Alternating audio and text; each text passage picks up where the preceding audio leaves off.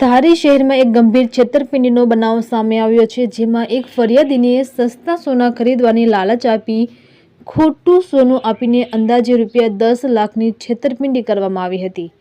ફરિયાદીએ ધારી police station ખાતે ફરિયાદ નોંધાવી હતી।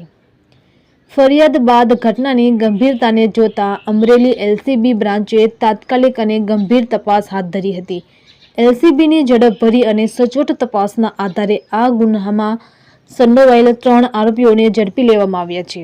એટલું જ નહીં, આરોપીઓ પાસેથી ફરિયાદી પાસેથી લીધેલ રકમમાંથી કુલ ₹6,40,000 જેટલો મુદ્દામાલ પણ વસૂલ કરી ફરિયાદીને પરત આપવામાં આવ્યો છે। આ સમગ્ર કામગીરીમાં અમરેલી એલસીબી તદ્દન પ્રશંસનીય ભૂમિકા રહી છે। તેઓએ ફક્ત આરોપીઓને જ ઝડપી લીધા નથી, પણ ફરિયાદીને મોટી નાણાકીય રાહત પણ આપી છે। પોલીસ વિભાગે જાહેર જનતાને અનુરોધ કર્યો છે કે આવી પ્રકારની છેતરપિંડીમાંથી સાવધાન રહેવું જોઈએ। કોઈ પણ નાણાકીય લેવડ દેવડ કરતા પહેલા સંપૂર્ણ ચોકસાઈ રાખવી જરૂરી છે અને જો કોઈ શંકાસ્પદ પ્રવૃત્તિ જણાય તો તાત્કાલિક નિકટના પોલીસ સ્ટેશન કે એલસીબી સાથે સંપર્ક કરવો જોઈએ। રિપોર્ટર મૌલિક દોશી, અમરેલી।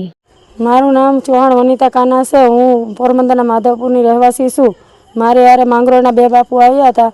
એને કીધું તમને સાસુ સોનું દેવરાવું અને લાલચમાં નાખીને તમે પૈસાનો મેળ કરો। અમે 7 લાખ લઈ અને ધારી લઈ આવ્યા। અમને ધારી આવ્યા એટલે એ લોકોએ અમને સોનું આપ્યું। અમે ઘરે જઈ અને ચેક કરાવ્યું ને 7 લાખ અમારા લઈ લીધા એને, અને ઘરે જઈને ચેક કરાવ્યું તો ખોટું સોનું નીકળ્યું। એટલે અમે સીધા ધારી પોલીસ સ્ટેશને આવ્યા, ફરિયાદ લખાવી અને ત્યાંથી પછી અમે અમરેલી એસપીમાં ગયા। એસપી સાહેબે પૂરેપૂરું નિવેદન દઈને અમરેલી પોલીસ સ્ટેશનમાં કાર્યવાહી તાત્કાલિક કરી, ગુનેગારને શોધી લીધા તાત્કાલિક ને મુદ્દામાલ સાથે બધું જપ્તે કરી અને મને પૂરેપૂરો ન્યાય દેવરાયો। એ બદલ હું અમરેલી પોલીસ, જિલ્લા પોલીસનો અને એસપી સાહેબનો ખૂબ ખૂબ આભાર વ્યક્ત કરું છું।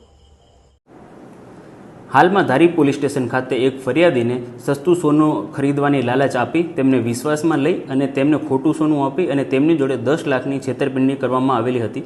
ધારી પોલીસ સ્ટેશન ખાતે આ બાબતે તાત્કાલિક ગુનો નોંધવામાં આવેલો હતો અને આ ક્રાઇમમાં ટોટલ 3 આરોપીઓ છે તેમની ધરપકડ કરવામાં આવેલી હતી અને જે ફરિયાદી છે તેમને કુલ ₹6,40,000નો મુદ્દામાલ પરત આપવામાં આવેલો હતો।